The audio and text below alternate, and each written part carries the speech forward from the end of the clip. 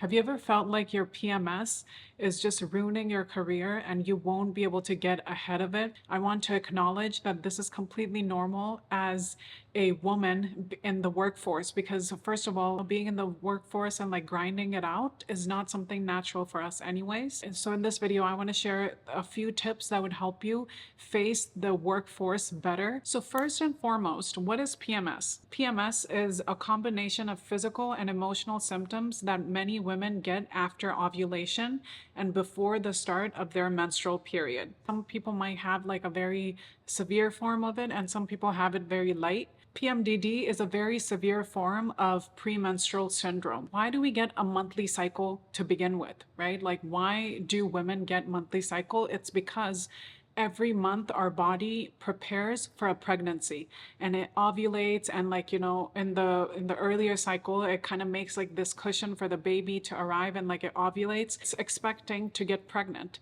But when it doesn't get pregnant, it starts shedding all the linings that it prepared, basically like a pillow that it prepared for the baby to come. So every month our body does this. If you're not aware that this thing even exists, then you'll be like kind of questioning. It's like, oh, maybe I am this way. I'm like just such a bad person. I'm always moody. Like I'm always feeling this way. But no, like if you notice, there's a cycle, and when you get your period, like all the symptoms that you experience like from PMS would go away if you notice that. And then after like your period, and then like the second week from your period, you're gonna start to notice it again, depending on the person. Some people don't notice anything for like 3-4 days before the period, and some people notice it like 14 days before the period. So it really depends on the person that you are. And if you are self-aware of your cycle, then it would be easier for you to handle it. Just acknowledge that, okay, like I tend to feel this way around this time. It might take some time to figure out your cycle, and that's okay, because life is just a journey. Take your time and really learn about yourself, especially in this time when you're getting close to your 30s and getting close to your 40s. This is when we really need to be self-aware, how our body works, what does it like and what does it not like. So being self-aware is number one. Number two, this is my favorite part.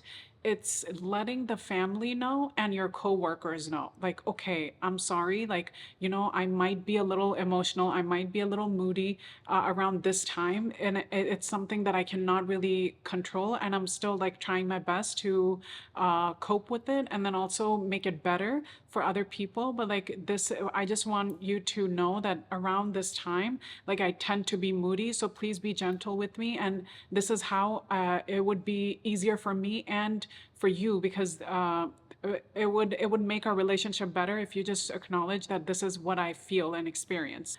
You need to choose a work environment that gives you this space where you can share like your struggles. And I know, of course, like you wouldn't just want to like kind of trauma dump on your coworkers, but like just letting them know, like, oh, just so you know, like, I tend to feel this way. It's nothing to do with you. It's just me. And then if my performance is a little lower, it's because of this. And even though I would give it my best, even during this time, I just want you to know that I'm not slacking. I had this comment that had like a lot of likes in my previous video, and I totally agreed with it 100%. Like our monthly cycle really affects more than we want to acknowledge. This is true for me as well. Like, like making these kind of videos, making creative videos, even though it's my passion, it's hard for me to, even show up even during that time. Especially like a week before periods. Like, of course, I still show up because that's the commitment I've made for myself. And there are like ways that you can kind of like work around your PMS. But still, like I am being vulnerable on this platform to like to share with you that this is completely normal and everyone feels this way. Like you're not alone in this, because it's only because our bodies are made to feel this way so that we can carry a child. If you feel safe like at home and you feel like well taken care of, at work, you don't need to mention, because sometimes they might take this against you. If you really think that your manager just does not understand your like physical capabilities, one work after another, that's when I'll just mention like very casually. Otherwise, keep it to yourself and your family. And yeah, I would keep it to yourself and your family. And then if needed, I would mention it to my coworkers as well. So for my nanny, her work is pretty physical, right? Like she takes care of my kids, like, you know, she does laundry and all of this kind of stuff. So for her, like I approach it myself. And so our nanny and my cycle are like synced now because we spend so much time together. So because of that, like I know, and I'm pretty empathetic towards her. Like when she gets the well, when it's around that time, but so it's all about like how your manager or like your boss is. Like if your boss is not empathetic and you can clearly tell that they don't even know what even you're going through, that's when I'll mention like, oh, you know, I'm sorry, I maybe you're expecting this from me and I understand and these are my responsibilities, but I want you to know that this is what I'm going through. And then but then that doesn't mean that I'm gonna stop like, you know, fulfilling my responsibility. I'll just do it maybe like ahead of time, or you know, do it like taking my own time. They keep like dumping work at you and like, you know, being so mean to you, then I would say like, why are you working there? You decide your own destiny, right? You decide what kind of life you're living. Like right now, even you're choosing to decide what kind of life you're living. Place that you work at does not even care about you as a woman, then change it. There's like millions and millions of places that you can work at and get the same pay, if not more. Number three is doing the work in the first half of the cycle. So how this works for me, so I start getting the symptoms like 2 weeks before my period, and my symptoms are basically like a lot of hunger, right? Like I get hungry like crazy, and I get hungry and I get stressed out with little things, like anxious. My anxiety like goes up a little bit, and then also like low energy. These are three things I notice. How I try to deal with it is, so I try to do everything that's energy consuming, like 2 weeks. So the first 2 weeks after my periods. So, you know, having a really important meeting or a presentation, if you have something in your work that you can choose like when to present, like maybe you can choose like, you know, right around the time, like when you have like a lot of energy, usually the second week of your cycle, right after like your period ends, and then that's like the go leading up to ovulation. This is when you'll have a lot of energy. So this is maybe, if you have the option, that's what I would, you know, like think about. It's like, okay, like what else can I add, because our body can really take a lot in the first 2 weeks, and then after the first 2 weeks it's all about the relaxation. Then the workouts become like more laxed. Number four is about hunger, and this is my favorite because I really struggle with this. Like, and I think a lot of the girls struggle with this, right? Like, it's like, well, right before we get our period, like we get like ravenous, like give me the food, right? Like give me all the food, and the carbs and like the delicious like fats. So three things. One is sleep. If you are not getting enough sleep, like I'm not even kidding, yesterday I experienced this where I slept at like 12:30 a.m., which is very unusual for me because I am like a baby and I sleep at 10 o'clock, and I usually wake up around like 6:30 to 7. So even though I slept at 12:30, I still woke up at my usual time around like 6:50 or something. I was like so groggy, like my mood was off, and I was getting hungry like pretty often, and I was craving these like carbs and sugars, which is like instant energy, right? So I decided to take a nap for like an hour, and I did that. It was a Sunday, so I could do that.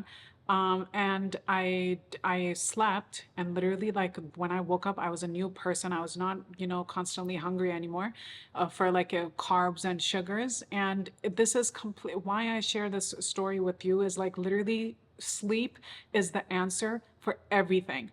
Literally, sleep is the cheat code. Sleep is the best thing that can happen to you. You prioritize your sleep, like it's gonna be so good. If you can sleep around like 10:30 to 11 maximum and then wake up at the same time in the morning, this is gonna be the game changer. So yes, like sleep, hydration, and movement. These three things have helped me tremendously with my hunger during PMS. So Yes, the moving your body. What kind of ways do you like to move your body? For me, I have two ways of moving my body. One is that I hire a PT, personal trainer. I do whatever she wants me to do. The second thing is I take the Pilates classes. For me, the easiest thing that I could do is like take Pilates classes. So that's what I do, and I will continue to do. These classes are like my personal choice, but that doesn't mean that's the only answer for you. Like, what do you enjoy doing? Like, playing tennis, swimming, horseback riding, like whatever it is that you enjoy doing, like sign up to those classes beforehand, because you know when we're in the PMS we don't want to go anywhere, right? Like, so if you sign up like beforehand, now you know like exactly what kind of workout you're doing that day. And at least like if you move your body like 3 times a week, that would be enough to like see for you to see the difference in like your hunger and everything. 5 is keeping a busy schedule. And what I mean by this is like having something to do and someone to talk to during the last part of your cycle really helps out. Talking it out with an amazing friend can help you so much. So, and how I choose my friends is basically by energy. If I am in the same room and your gut knows, I'm not even kidding. Your gut knows who's an amazing friend and who's not. If you're not feeling comfortable in the company of someone, like you don't need to hang out with them. And if you're feeling amazing in the company of someone, then you know if they feel the same way about you, there you go. Like you have the perfect match, and you can schedule coffee dates. And having that tribe, having that village to rely on when you're going through this is the way to feel amazing. And so yeah, this is what I have for this video. This is something like a passion of mine, because I truly believe that since I was really young, I started feeling the symptoms of PMS, and hope this helps out anyone that is going through this. Please share it with one girl that you know struggles with PMS, so we can help all the girls in this world. Every girl deserves to know how to really work around her cycle and her symptoms. So with that being said, if you enjoyed this video, watch this next, and I'll see you in my next one. Bye-bye.